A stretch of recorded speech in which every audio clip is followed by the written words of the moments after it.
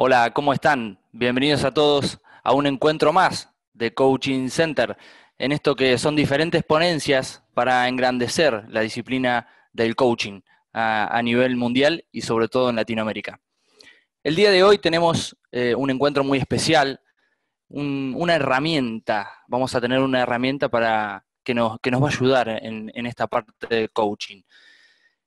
La charla se llama Eneagrama, una de las herramientas más eficaces para el coach. Quien nos va a hablar de esta poderosa herramienta es Julio Cavalli. Para quienes no lo conocen, Julio es licenciado en filosofía y teología, es psicólogo clínico, es profesor universitario de psicología, diplomado en adicciones y salud mental. Él es de Buenos Aires, Argentina, especialista también en psicología de la escritura y del lenguaje no verbal. Realizó un posgrado en neurociencias de la Fundación INECO, terapeuta gestáltico, tiene mucha experiencia como profesor y capacitador en diferentes niveles, y él ha publicado 2 libros también que se llaman Grafología, una revisión epistemológica, y el otro libro que tiene relación con lo que vamos a ver hoy seguramente, que es Eneagrama, Símbolo, Instinto y Escritura. Eso lo publicó en 2016. Así que es un placer para mí y para todo Coaching Center poder presentarles a Julio Cavalli. ¿Cómo estás, Julio? Muy bien, gracias Agustín. ¿Cómo estás vos? Muy bien, muchas gracias por estar ahí y por brindarnos estas herramientas. Y bueno, a todos los que están del otro lado, vamos a invitarlos, mientras Julio vaya dando la ponencia, puedan realizar sus preguntas a través de preguntas y respuestas, y después, posteriormente, Julio las va a dilucidar. Así que todo en tus manos, Julio, y bienvenido. Listo, gracias. Bueno, hola a todos. Acá en Buenos Aires son las 11 de la mañana. Es una herramienta que les voy a presentar, no sé si nueva, tal vez para algunos de ustedes sea nueva, pero hace 20 años, 22 años que trabajo con este sistema que se llama Eneagrama. Enea significa 9, sería un estudio, un sistema de 9 figuras. Es uno de los sistemas más eficaces, más bellos que existen para descubrir la estructura de otra persona. Es una herramienta que nace en las comunidades sufíes. Para los que no sepan lo que es el sufismo, es la rama espiritual de los musulmanes. Nace en Afganistán, en esas comunidades, como les decía, sufíes, y fue un saber al principio un poco esotérico en el sentido de que era privado, de maestro a discípulo. En los años 60, Oscar Ichazo y Claudio Naranjo, a Claudio Naranjo seguramente lo van a conocer porque es uno de los psiquiatras más reconocidos a nivel mundial, lo hacen público en Occidente. Es una herramienta pura y exclusivamente para crecer espiritualmente. Yo remarco esto de lo espiritual porque muchas veces cuando uno habla de la palabra espiritual, se cree que habla de lo religioso, y espiritual y religioso son 2 términos que pueden llegar a ser antagónicos. Yo puedo ser muy, pero muy religioso, pero no ser nada espiritual. Y puedo ser muy, pero muy espiritual y no tener religión. El espíritu, como diría Víctor Frank, es lo nuclear del sistema del eneagrama. ¿Por qué? Porque el espíritu nunca enferma. Entonces, como el espíritu nunca enferma, trabajamos con la espiritualidad de la persona. Uno en la vida puede estar en 2 lugares, o cerca de su esencia, del lugar donde más cerca está de la unidad, de la ley del uno, del círculo, de la esfera cerrada, donde nada se puede infectar, donde está todo cuidado y protegido, o puedo estar en la periferia, en el lugar de sombra, en el lugar estresado, en el lugar del conflicto, en el lugar donde hay problemas, ¿no? Los maestros sufíes dicen que en la vida no existen problemas, existen buenas o malas respuestas. Si yo doy una buena respuesta, nunca voy a tener problemas. Si doy malas respuestas, voy a vivir de problema en problema. Entonces, Cuando yo doy buenas respuestas, estoy en la unidad. Y cuando doy malas respuestas, estoy en la periferia. Generalmente ustedes como coaches se les va a presentar personas que no pueden ver con claridad lo que pasa con sus vidas. Entonces están sufriendo, están mal, están en cierta manera psíquicamente o físicamente enfermas, pero lo que no están enfermos es del espíritu. Por eso el coach tiene que llegar ahí, al espíritu, donde nunca se enferma. Entonces puedo estar unidad o periferia. El sistema del eneagrama es un sistema que te permite a vos como coach ingresar en la periferia, conocer lo que le está pasando a esta persona, cuál es su estructura, cuál es su modelo de cómo piensa, cómo actúa, cómo siente. Cuando una persona está en la periferia, o sea, cuando no está en su eje, cuando una persona no está en su centro, cuando está en su lado oscuro, si queremos llamarlo así para utilizar las palabras de Harry Potter, o de la Guerra de las Galaxias. Cuando una persona está en su lado oscuro, cuando no está en su eje, está en la periferia, está lleno de problemas. No puede ver con claridad lo que le está pasando. Hay un principio de la Gestalt, que todos lo conocemos, que dice que lo primero es lo primero. A ver, imagínense una escena, por ejemplo, en la Argentina, en Bariloche, en el sur, donde está Agustín, nuestro presentador, en la zona del sur, en un lago calmo, un paisaje precioso, y un ciervito que está bebiendo a la orilla de ese lago. Una escena preciosa. El ciervo está bebiendo porque tiene sed. Es decir, lo primero es lo primero, saciar su sed. Pero ¿qué pasa si aparece un gato montés? Un lobo, o lo que fuese. La sed pasa a un segundo plano. Y el primer plano, ¿cuál va a ser? Salvar su vida. Lo primero siempre es lo primero. Esto en Gestalt se llama necesidad de la supervivencia dominante.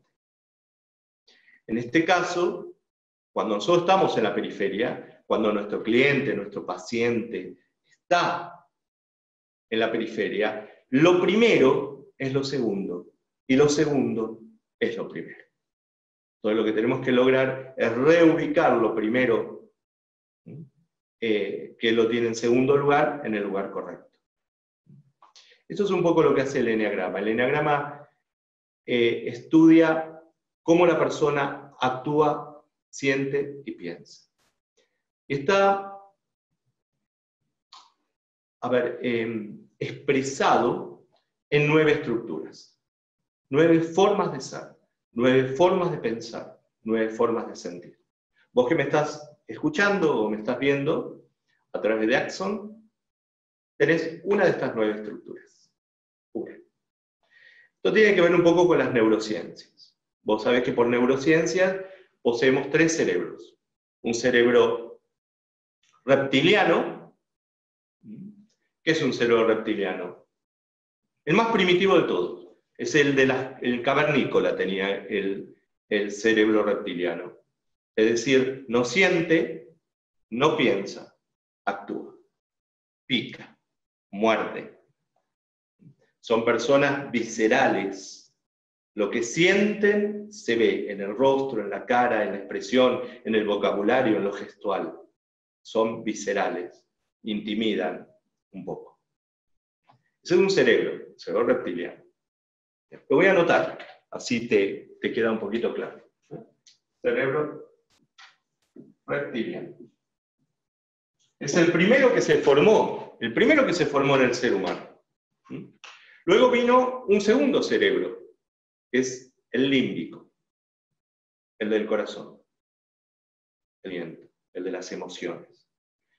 El límbico permite tener un poquito más de compasión, ya no ver al otro como un enemigo, sino verlo como alguien que está a mi lado y al que puedo acompañar, al que puedo servir, al que puedo ayudar. El cerebro límbico es un cerebro puramente emocional. Fíjense con el reptiliano, el primer verbo que utiliza el reptiliano es actuar. Si vos sos reptiliano, actuás. En segundo lugar, sentís o pensás. Y en tercer lugar, pensás o sentís. ¿Por qué esta variación de verbos? Porque depende si estoy en la periferia o estoy en la unidad. Si una persona está muy fuera de su eje, va a actuar, va a pensar y por último sentir. El sentimiento al final. En cambio, si está en su unidad, está en su eje, va a actuar, en segundo lugar va a sentir y en tercer lugar va a pensar. Ese es el reptiliano. El límbico, el primer verbo, lo primero que hace el límbico es sentir, siente. Recuerden que el primer verbo no lo puedo cambiar. Si sos reptiliano, actuar siempre está en primer lugar. Si sos límbico, sentir está siempre en primer lugar. No lo vas a poder cambiar. Se generó este cerebro, cuando naciste, nacimos con los 3 cerebros, pero hay uno que predomina. En toda tu vida. No es que lo vas a variar. Cuando fui chico fui límbico, ahora soy reptiliano y por último voy a ser neocorte, que va a ser el otro cerebro que vamos a ver. No. Si se instaló el predominio de un cerebro reptiliano cuando yo era chico, entre los 4, 5, 6 añitos, ya está bien estructurado, bien dominando un cerebro, muero con ese cerebro, con el predominio de ese cerebro. Predominio. Bien. El tercer cerebro es el último, que se generó en el ser humano, que es el neocórtex. Esto lo sabemos por neurociencia, seguramente ustedes lo conocen. El neocórtex es el cerebro pensante. Entonces, el primer verbo de la persona que es neocórtex es piensa. Piensa, siente y actúa. Por eso son un poquito lentos, el actuar al final. Pero si están en su eje, si no están en la periferia, y están en luz, están en su esencia, piensan, actúan y sienten. El primer verbo nunca lo podemos cambiar. Bien, esta es la primera base para poder llegar a entender el sistema del eneagrama. Si soy límbico, si soy neocórtex, si soy reptiliano. Una de estas 3 variables está en tu vida. Los 3 cerebros cohabitan en nosotros, pero uno predomina. Yo personalmente soy límbico. Bien. Creo que está claro. Avancemos un poquito más.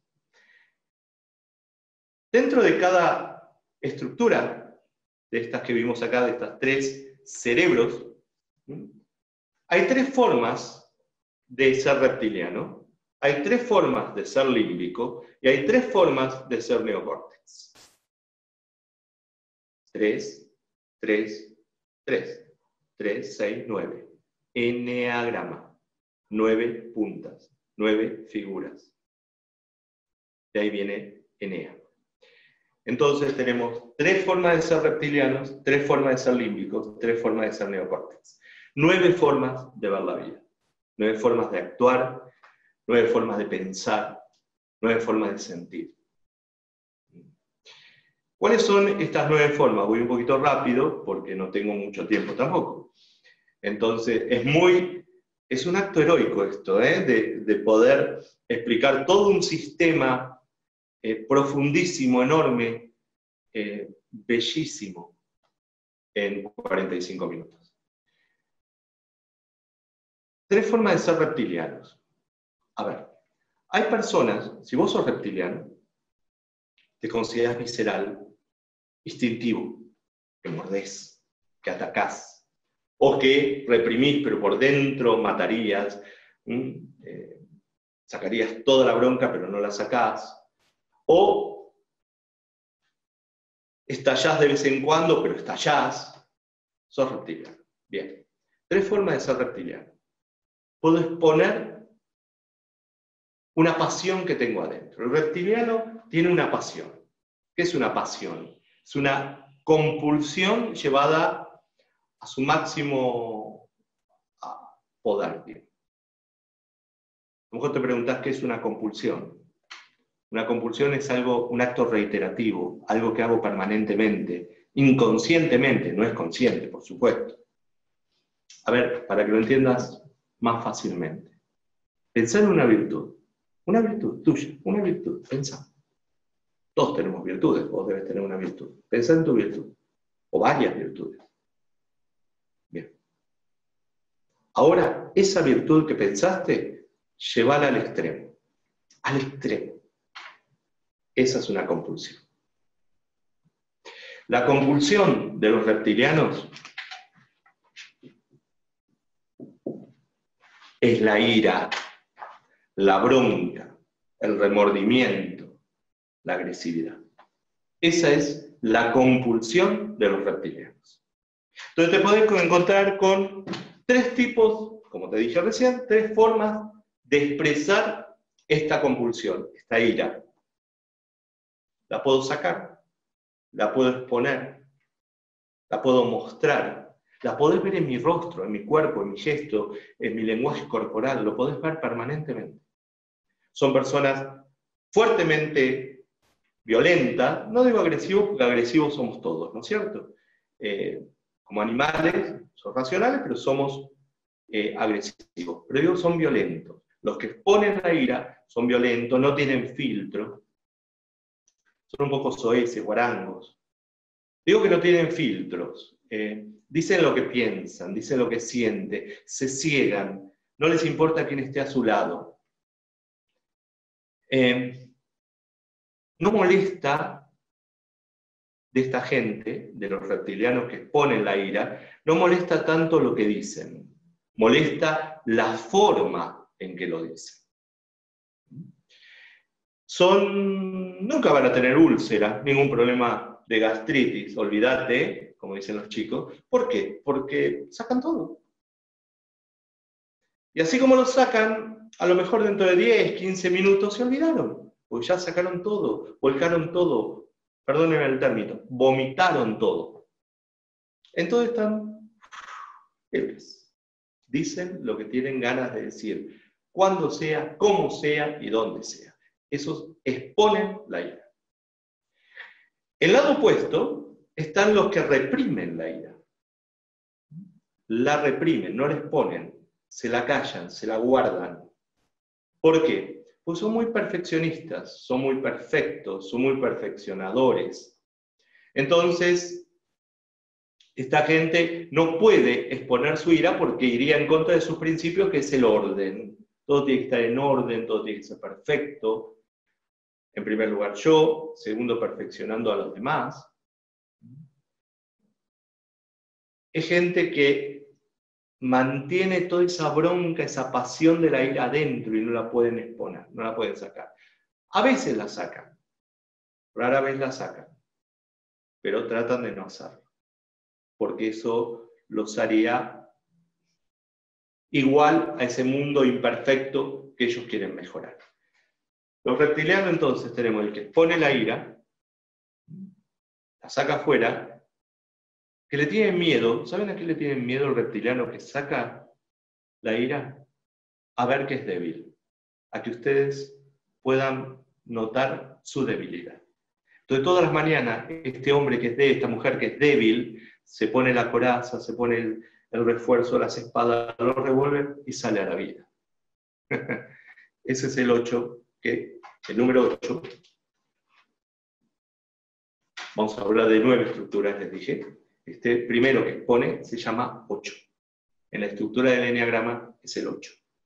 Expone la ira, la saca afuera, no tiene filtros y tiene terror, miedo a que descubramos su debilidad. Opuesto, dije que está el que reprime la ira, se la guarda, no la quiere sacar afuera, tiene miedo, quiere perfeccionar el mundo, porque él es perfecto, él es la medida de la perfección. Ordenados, meticulosos, con grandes ideales. Bien, son los 1. Los que exponen la ira son los 8. Los que la reprimen en la estructura del eneagrama son 1. Un ejemplo no sé, la serie El Chavo, que es muy conocida en toda Latinoamérica. El Chavo, conocemos al profesor Girafales. El profesor Girafales es una estructura 1, para que vean, perfecto. Ni siquiera, él es perfeccionista, perfeccionador y perfecto. ¿Se acuerdan ese sketch cuando don Ramón habla con el profesor Girafales? Y el profesor Girafales le dice que él nunca en su vida se equivocó. Y don Ramón le dice, ¿nunca se equivocó? Nunca. ¿Seguro? Segurísimo. ¿Pero nunca se equivocó? Nunca. Ah, le dice el profesor Girafales, una sola vez me equivoqué. Entonces don Ramón pone cara de, ¡qué suerte! Y le dice el profesor Girafales, si me equivoqué una vez cuando pensé que estaba equivocado. Bueno, esa es la estructura. Y dentro de esta triada tenemos una tercera estructura, que es la estructura 9, que no ve la ira, la ignora, no está. No se puede hacer cargo porque no la ve. Utilizando un término psicoanalítico, la suprime. No existe en su vida. Son personas que dan gusto estar con ellos, son calmos, tranquilos, agradables, siempre paz y amor, siempre tienen un para calmar las situaciones. Son personas sumamente mediadoras. ¿Le tienen miedo a algo? Al conflicto. No quieren confrontar, no quieren enfrentar situaciones. Donde hay una situación que tienen que confrontar, desaparecen. Les cuesta mucho confrontar, enfrentar. Entonces, así como el 8 tiene miedo a que lo vean débil y el 1 tiene miedo a que lo vean imperfecto, que lo vean una persona corrupta, el 9 tiene miedo a todo lo que sean situaciones de conflicto. Bien, ahí tenemos muy brevemente, muy sintéticamente, la tríada reptiliana, o visceral, como la quieran llamar. 1, 8 y 9. Ahí tenemos las tres estructuras. Si tienen alguna duda, o me fui por la rama, o no quedó algo claro, después me lo preguntan. Vamos a los límbicos. Es otra tríada que se trabaja en el sistema del eneagrama. El límbico puede ser una persona que expone su amor fuertemente, lo podemos tocar, lo podemos palpar, ese amor. Son personas serviciales, que les gusta ayudar, que tienen una compulsión. Necesitan que los necesiten. No pueden estar sin que alguien esté golpeando a sus puertas, les pida favores. Necesitan ayudar permanentemente. ¿Por qué? Porque tienen miedo de quedarse en la vida sin amor. Entonces van generando en cada acto que hacen necesidades para los demás. Entonces vos me necesitas, yo te ayudo, yo estoy presente. Con eso garantizan que siempre van a tener amor en sus vidas. Esa es la compulsión. Necesitar que los necesiten.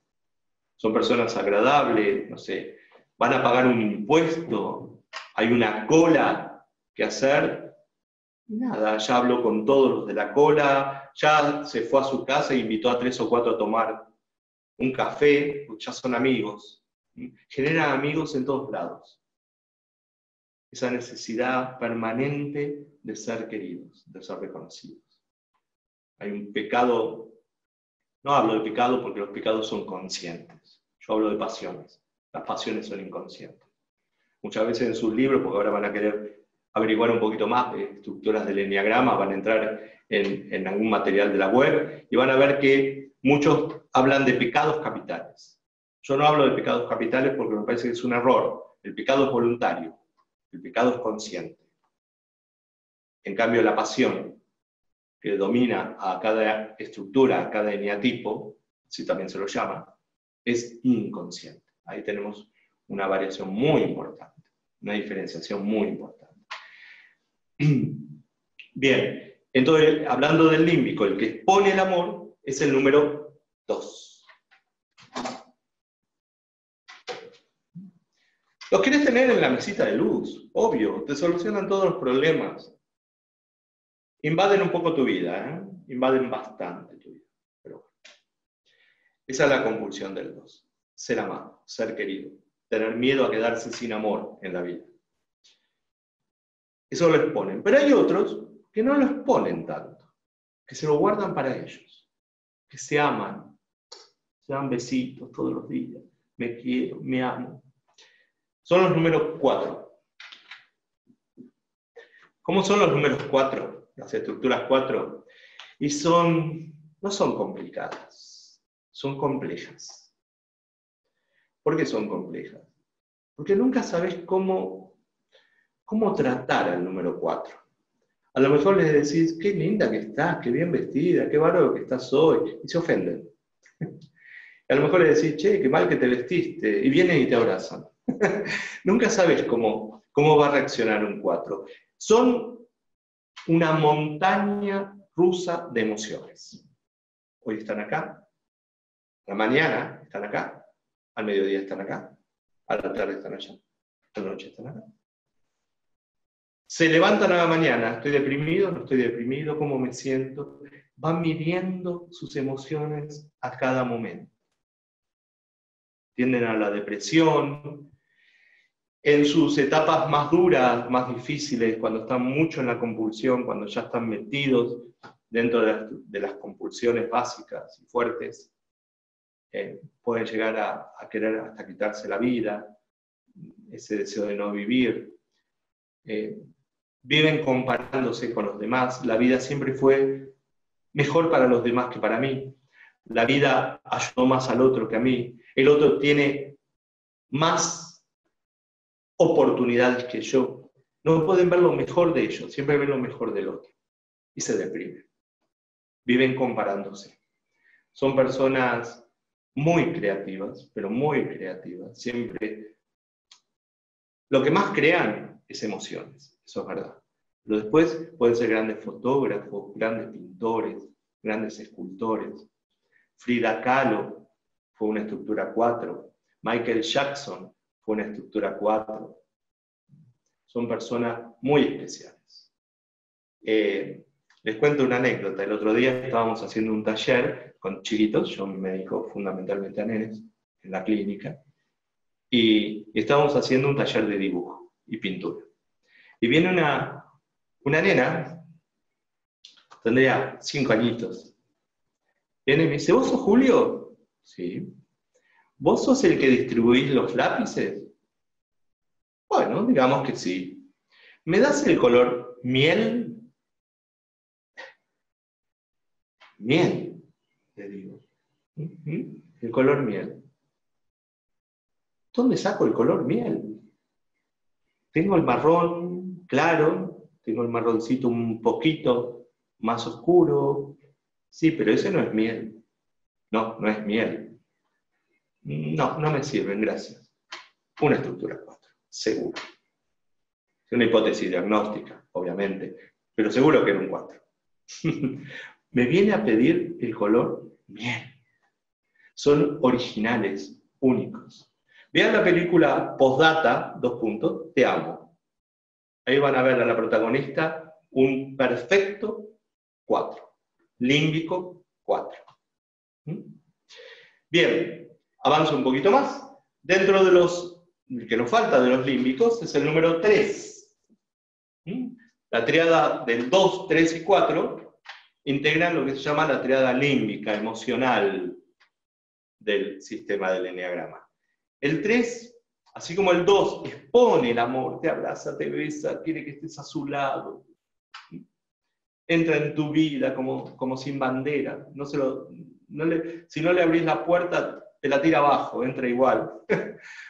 Y el 4 vive en su mundo, plegado, viendo qué me pasa, qué me está sucediendo en este momento, el 3 va por la vida queriendo saber qué es el amor.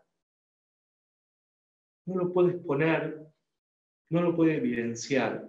Demuestra el amor de muchas maneras, porque es límbico, es emocional. Un ramo de flores, un regalo, una atención, pensar en vos,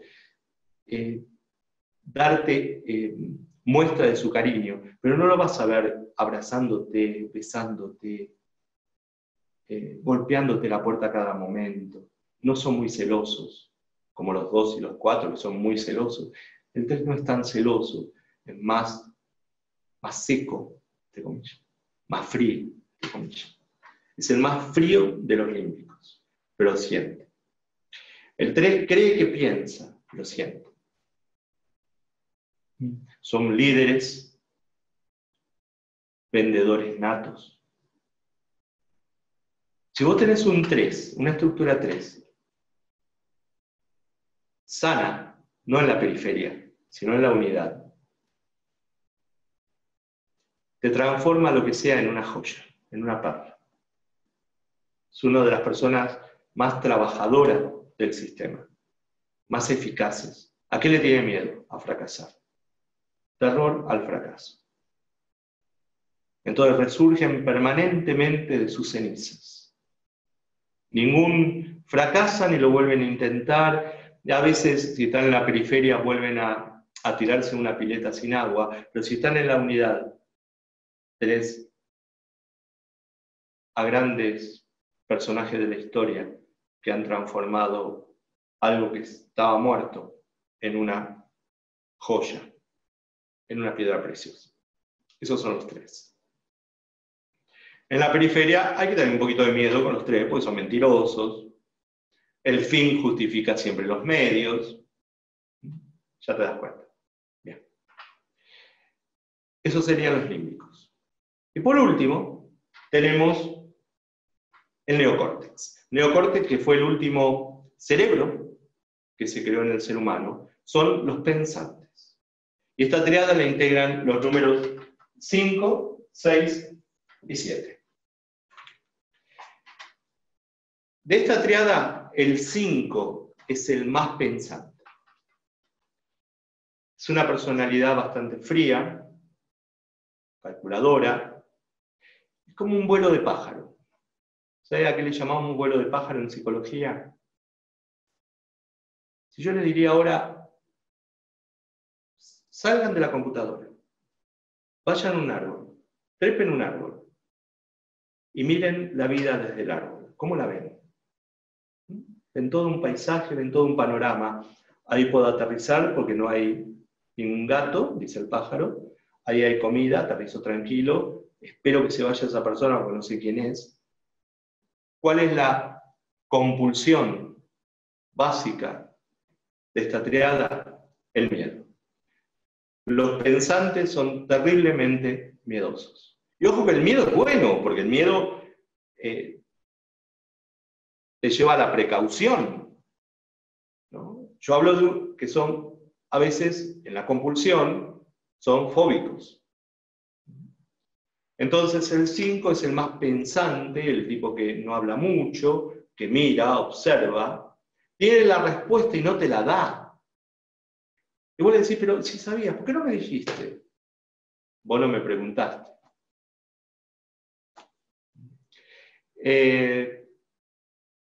Tienen todo como en compartimentos, todos muy ordenaditos mentalmente. No sé si son ordenados físicamente, como los 1 que tienden a ser más ordenados físicamente. Los 5 son ordenados mentalmente, tienen un orden mental. Son lentos en tomar decisiones porque piensan en primer lugar y actúan al final. Cuando están más en su eje, cuando están más en la unidad, lo que hacen es pensar, actuar y sentir. Entonces los hace un poco más expeditivos. Esos son los 5. Bill Gates es un 5, por ejemplo. Einstein fue un 5, Borges fue una estructura 5. Luego tendríamos, estos son los que el miedo lo exponen más potencialmente. Toda persona puede ser un enemigo, hasta que se demuestre lo contrario. No son muy sociables. Tanto el 5, 6 y 7 como pensantes no son sociables, son antisociables. El 5 nunca lo vas a ver en grandes boliches, en grandes fiestas, no le gustan mucho las multitudes, las fiestas, evade un poco. Nunca lo vas a ver un 5 bailando en un bafflet, en una disco, olvídate. Es muy probable que encuentres 5 en las comunidades budistas, en las comunidades monásticas, son personas más pensantes, más interiores.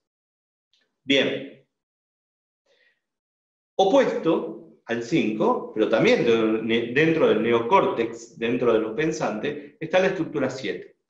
La estructura 7 es lo opuesto. La compulsión es la gula. Todo es poco. Quiero más y más y más. Pocos enfermeros tenemos en esta estructura. ¿Por qué? Porque le tienen terror, miedo a sufrir físicamente, a sufrir psíquicamente. Como tienen miedo, la vida es una locura. La vida hay que vivirla a pleno. Sexo, total.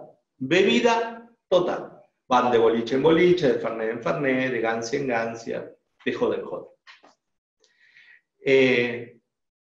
Son profundamente amigables, socializan perfectamente, les encanta la vida loca, les encanta tener conocidos, no sé si amigos, porque son pensantes, no sé si amigos, conocidos. ¿Me seguís?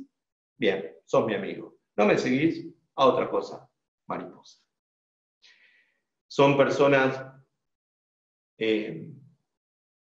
un poquito superficiales, no profundizan, se quedan en la base. Organizan, planifican, viven planificando, hoy hago esto, mañana lo otro, pasado, me voy a México, me voy a Brasil, después me voy a la Polinesia, después no se van a ningún lado. Viven planificando cosas, pero no concretan. Les cuesta concretar, les cuesta terminar lo que empiezan. Bien, esos son los 7. Me olvidé decirles que los 5, el miedo que tienen, la compulsión, es a depender de los demás. Por eso son personas que acumulan cosas, pero solamente aquellas cosas que les sirven en su vida. ¿Por qué? Porque si me pasa algo, no tengo que ir a pedirle ni a Mengano ni a Fulano, nada. Yo lo tengo. Soy autosuficiente. Bien. Las 5, este miedo es el que más lo expone, el 7 no lo expone tanto, pero es sumamente miedoso también. Y por último el 6. El 6 es ambiguo. Es una personalidad muy miedosa que consulta todo, pregunta todo, quiere saber todo, tiene terror a cometer un error.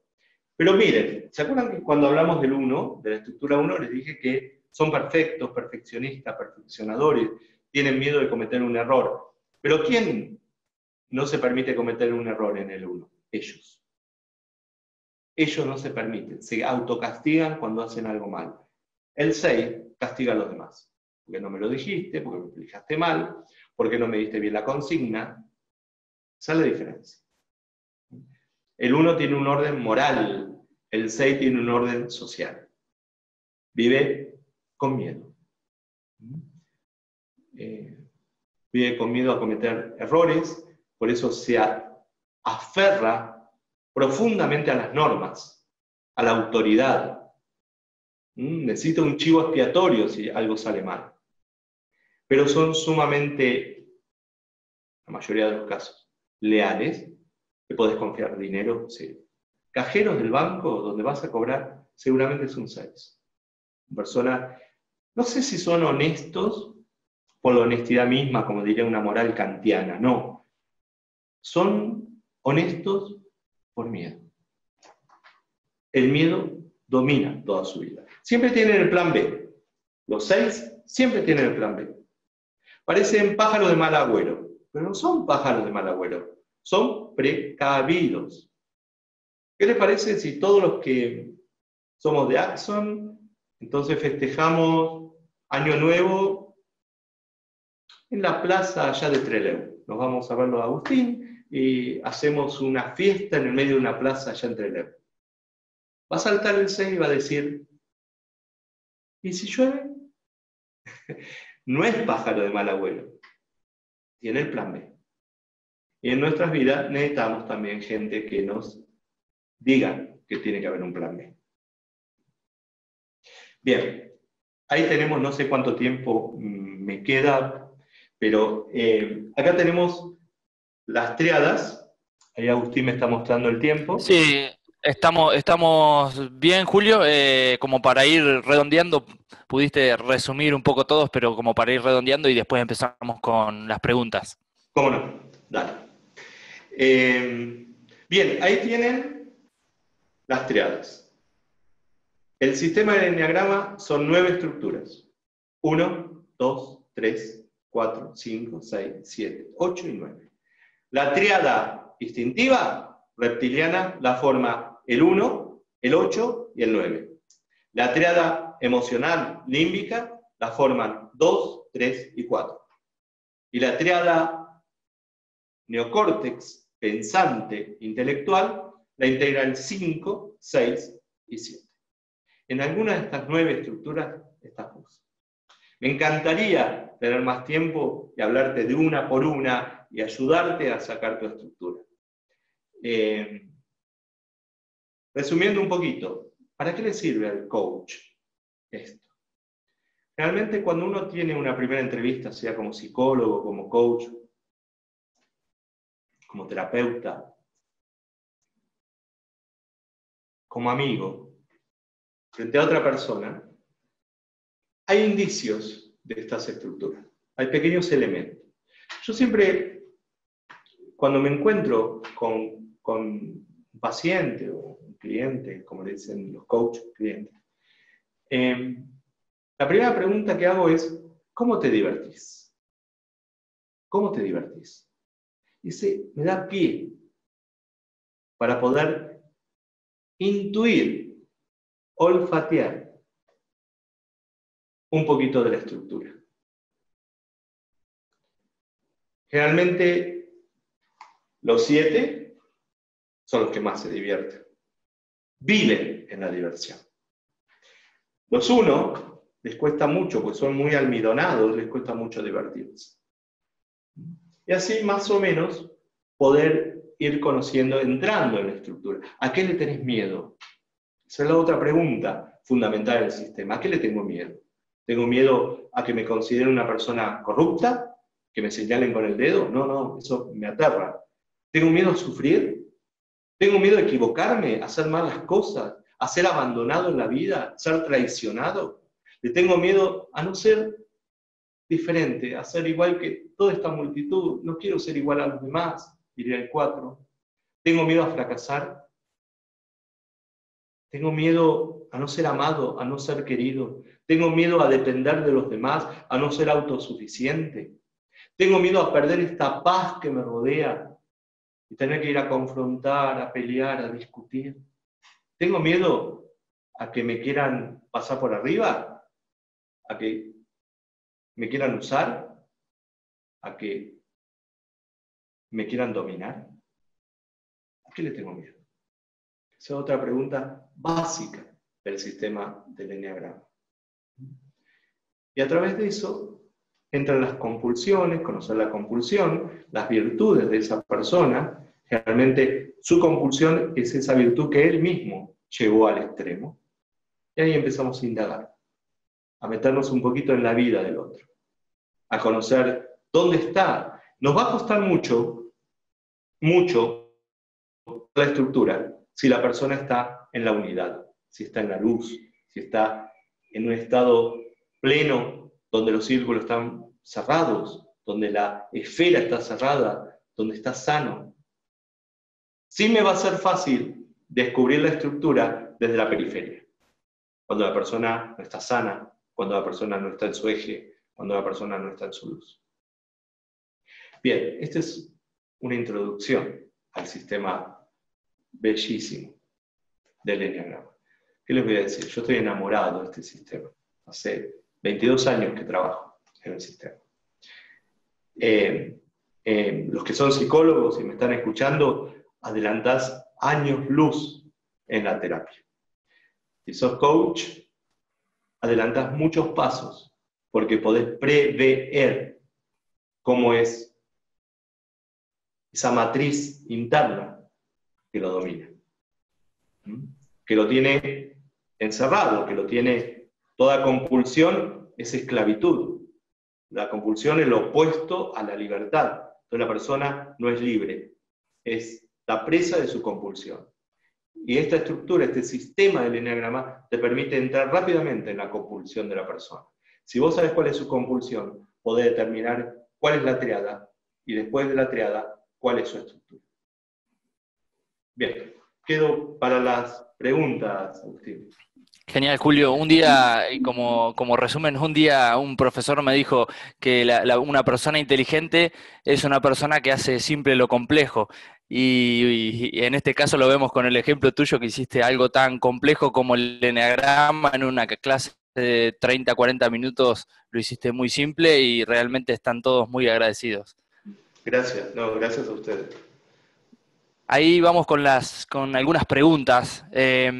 César dice, ¿cómo podemos hacer que el coachee, ¿sí?, tome conciencia de su realidad con respecto al eneagrama? Vale decir, sacarlo de su inconsciente y hacerlo más consciente, que actúe con su cerebro neocortesiano.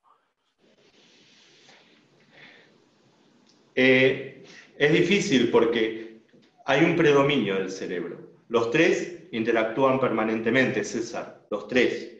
El límbico, el reptiliano y el neocorte. Pero hay uno que sobresale. Tu trabajo, digamos tu enorme trabajo, va a ser lograr descubrir si esta persona es neocorte, límbica o reptiliana. Entonces, tendrías que elaborar una batería de preguntas para poder determinar si tu coachee es límbico, emocional, que es el que más rápidamente lo notás, porque se sienta, ¡ay, qué lindo reloj, cómo estás, qué bonito, qué lindo lugar! Siempre tienen un gesto agradable, ¿no? Son un poquito, no tanto el 3. El 4 lo vas a notar porque siempre está triste, dolorido, nadie me entiende, ¿no? Soy el patito feo, soy la cenicienta. El 3 te va a costar un poco más, y el 2, bueno, es muy histriónico, ¿no? Entonces lo ideal sería que vos puedas descubrir en qué triada está, si está en una triada emocional, pensante o visceral. Con un baremo, con un cuestionario que puedas armar con preguntas básicas, elementales, a lo mejor podés llegar rápidamente a conocer, no la estructura, que es más complejo, pero sí por lo menos en qué triada está, César. Genial, Julio. Y con esto también respondiste a varios que nos preguntan si se puede pertenecer a más de una estructura o si actúan los tres en un mix. Cuando uno está en su eje, cuando uno está en su centro, cuando no estás en la periferia, participás de toda esta belleza de números. A veces sos un 1, un 2, un 3, un 7, un 9. Tomás lo mejor de cada estructura cuando estás en tu eje. Por eso es tan difícil cuando estás en tu eje determinar qué estructura sos, porque es dinámico esto. Entonces paseas por todas las estructuras. Cuando estás en la periferia, te anclas. Cuando estás en la periferia, es como el agua estancada. No avanza ni retrocede, estás ahí. Entonces cuando estás en la periferia, el número brota muy, muy claramente.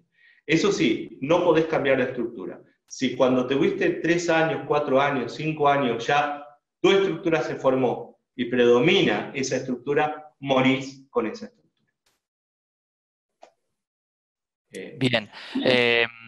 Luis pregunta, justamente a esto último que ibas, ¿cuál es la diferencia puntual entre unidad y periferia? Cuando el nene nace, cuando un bebé nace, cuando todos nosotros nacimos, llegamos a este mundo sanos, llenos de luz. No existe maldad cuando uno nace. El nene nace en un estado puro de amor. Esa es la unidad. esa es la esencia. Hoy en día no sé cuántos participantes estaremos escuchando este Zoom, pero seremos 30, 20, 10, 50, hay 50 yoes escuchándome, pero una sola esencia. Todos participamos de esa misma esencia, de la que provenimos. Llamala como quieras, energía, Dios, como quieras llamar. Pero provenimos de una esencia, de algo de otra dimensión, que no lo podemos explicar. Provenimos de otra dimensión. Llegamos a este mundo, y bueno, y ahí está, el nene, salvo Chucky y la novia de Chucky, después ningún otro nene es malo, ¿no es cierto? Todo nene está en la unidad y está pegado en la unidad. Ahora, claro, yo nazco en la unidad, estoy en la unidad. Mi ambiente, mis padres, la sociedad en que vivo, me va a decir si permanezco en este estado de unidad o me voy de este estado y me voy a la periferia. Es decir, cuanto más sano estoy, más pegado a la unidad estoy. Cuanto más me alejo de la unidad, más enfermo estoy. Esto es psiquiatría, psicología, coach, lo que quieras. Es decir, una persona está sana en la medida que está pegado a su esencia, a los valores que ha traído, a los valores que se formaron, ¿no? Y cuanto más me voy a la periferia, más enfermo estoy. Entonces, ¿cuál es la labor de un coach? Miren qué simple. ¿Cuál es la labor de un psicólogo, de un terapeuta? No importa, de un amigo. ¿Cuál es la función? Lograr que esta persona que está en la periferia vuelva a la unidad. Ese es el trabajo. Ese es todo nuestro trabajo. Seamos coaches, seamos psicólogos, seamos terapeutas, seamos seres humanos. Si somos personas buenas y queremos ayudar y queremos trabajar para el bien común, para una sociedad más justa, más perfecta, tenemos que lograr que esta persona que está en la periferia vuelva a la unidad. Ese es el trabajo del eneagrama, ese es el trabajo del coach, en definitiva. Genial, excelente, Julio. Vamos a ir cerrando con las últimas preguntas. Van a quedar seguramente algunas que no podamos abordar por un tema de tiempo. Hay muchos participantes de toda Latinoamérica que nos están siguiendo, así que les agradecemos por estar del otro lado. Ronald pregunta si hay algún software que ayuda a lograr hacer un eneagrama. Hay cuestionarios, pero yo no los recomiendo, porque a veces te ayudan, a veces no, y son determinantes. Entonces vos haces un cuestionario, te dio que sos una estructura tal y crees que sos esa estructura. Y los cuestionarios a veces son subjetivos. ¿Quién los hizo? ¿No se entendió bien la consigna? Yo no recomiendo mucho los cuestionarios, ¿no? Pero sí, obviamente, cuando no tenés un curso o un guía dentro del eneagrama, podés caer o buscar algún cuestionario en la web y ahí responder preguntas y te va a acercar, por lo menos que se acerque a tu triada. Eso ya es un paso muy importante, ¿no? Porque muchas veces los límbicos se creen viscerales, los viscerales se creen neocórtex, y determinar bien si sos pensante, si sos emocional o sos reptiliano. Sacás todo. Otro Espectacular, Julio. Ahí pregunta Silvia si, bueno, podés recomendar alguna biografía y empezamos con la recomendación que vos tengas de biografía y quizás hasta propia, obviamente, y si querés dejar alguno de tus datos como para que se contacten con vos el que tenga duda. Con todo gusto. Hay un libro muy lindo que se llama La dimensión espiritual del eneagrama. Es uno de los libros, inclusive está en la web, está pulula en la web, lo pueden descargar, de Sandra Maitri. La dimensión espiritual del eneagrama. Después tenés la sabiduría del eneagrama, hay muchos libros. Los de México, no sé si hay gente de México, hay un libro extraordinario de Andrea Vargas que se llama Conócete a través del eneagrama. Ellos tienen un programa radial en México. Yo ahora, quizá el año que viene, esté yendo para México. México tiene muy buen material también. ¿Puedo postearlo con todo gusto? ¿Puedo dar más información? No. Después me explicarás vos, Agustín, cómo hacer. No, si quieres, Julio, dejar tu mail o algún tipo de Mi mail contacto que es, puedan hacer con vos. sí, como no, mi mail es Julio Cavalli, todo junto con B corta, doble L y latina, @gmail.com. Y en Facebook me pueden encontrar como Julio Cavalli. Genial, ahí está el contacto. Y bueno, Julio, realmente muchos agradecimientos. Quizás da para seguir con alguna otra charla. Te agradecen mucho por los conocimientos y por el poder de resumir algo tan complejo en algo simple y da para mucho más, por supuesto. No, al contrario, un abrazo a cada uno de los que están escuchando. Fue un placer dar la charla. Le vuelvo a decir, uno no puede hablar mal de su amor, de quien está enamorado. Yo estoy enamorado del Eneagrama, es un sistema que me ha ayudado personalmente a crecer en la vida. Yo no soy el mismo de hace 20 años atrás, gracias a Dios, no soy el mismo. Y yo le debo al Eneagrama, también le debo a budismo, a muchas otras cosas, pero al sistema del Eneagrama haberme encontrado, haber crecido. Y yo se los recomiendo enormemente, en primer lugar para conocerse uno, después para conocer a los demás, ¿no? Así que fue un placer, Agustín, un saludo a todos los participantes y espero verlos en otra oportunidad, con todo gusto. Un abrazo desde Argentina, desde Buenos Aires. Muchísimas gracias, Julio. De parte de todo Coaching Center te agradecemos tu presencia, tu ponencia y tu estar siendo, como decimos, desde el coaching. Y bueno, de parte de todos los que están del otro lado, también un gran agradecimiento por estos aportes. Gracias a ustedes. Y gracias a todos por estar del otro lado, por seguir en estos encuentros y charlas de Coaching Center, potenciando nuestro ser. Los invitamos a participar de las siguientes charlas y ponencias. Así que espero que tengan todos muy buenos días. Muchísimas gracias por estar del otro lado. Chao, Julio, gracias. Chao.